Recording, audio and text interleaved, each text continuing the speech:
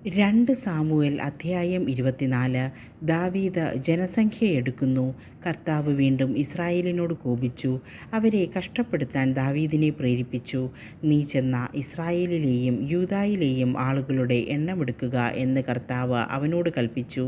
രാജാവ് യോവാബിനോടും സൈന്യത്തലവന്മാരോടും പറഞ്ഞു, ദാൻ മുതൽ ബേർഷെബ വരെയുള്ള ഇസ്രായേൽ ഗോത്രങ്ങളിലെ ജനത്തെ എണ്ണുക, എനിക്ക് സംഖ്യ അറിയണം.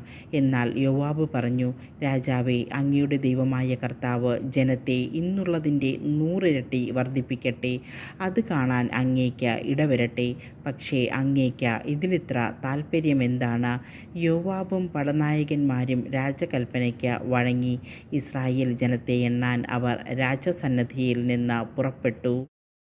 അവർ ജോർദാൻ കടന്ന് താഴ്വരയുടെ മധ്യത്തിലുള്ള ആരോവറിൽ നിന്ന് ആരംഭിച്ച് ഗാദിലേക്കും യാസറിലേക്കും പോയി. അവർ ഗിലെയാദിലും ഹിത്യരുടെ ദേശമായ കാദേശിലുമെത്തി. പിന്നെ ദാനിലേക്കും അവിടെ നിന്ന് സീദോനിലേക്കും പോയി. കോട്ട കെട്ടിയ ടൈർ പട്ടണത്തിലും ഹിബ്യരുടെയും കാനാന്യരുടെയും എല്ലാ പട്ടണങ്ങളിലും അവസാനം യൂദായുടെ നെഗബിലുള്ള ബേർഷെബായിലും അവർ എത്തി.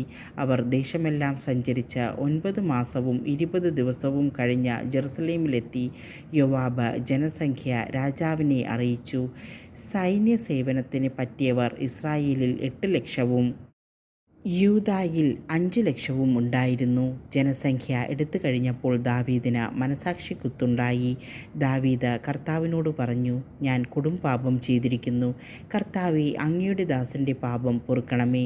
ഞാൻ വലിയ ഭോഷത്വം പ്രവർത്തിച്ചിരിക്കുന്നു. ദാവീദ് രാവിലെ എഴുന്നേറ്റപ്പോൾ അവൻ്റെ ദീർഘദർശിയായ ഗാദ് പ്രവാചകനോട് കർത്താവ് അരുളി ചെയ്തു, നീ ചെന്ന് ദാവീദിനോട് പറയുക, കർത്താവ് അരുളി ചെയ്യുന്നു, ഇതാ 3 കാര്യങ്ങൾ, അതിലൊന്ന് തിരഞ്ഞെടുത്തു കൊള്ളുക, അത് ഞാൻ നിന്നോട് ചെയ്യും.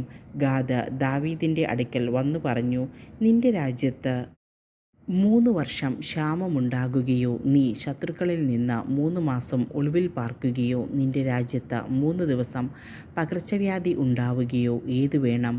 എന്നെ അയച്ചവന് ഞാൻ മറുപടി കൊടുക്കേണ്ടതിന് നീ ആലോചിച്ച് ഉത്തരം നൽകുക. ദാവീദ് ഗാദിനോട് പറഞ്ഞു, ഞാൻ വലിയ വിഷമത്തിലായിരിക്കുന്നു. കർത്താവിൻ്റെ കരം തന്നെ നമ്മുടെ മേൽ പതിച്ചു കൊള്ളട്ടെ. എന്തെന്നാൽ അവിടുന്ന് അതിദയാലുവാണല്ലോ. എന്നാൽ ഞാൻ മനുഷ്യരുടെ പിടിയിലകപ്പെടാതിരിക്കട്ടെ.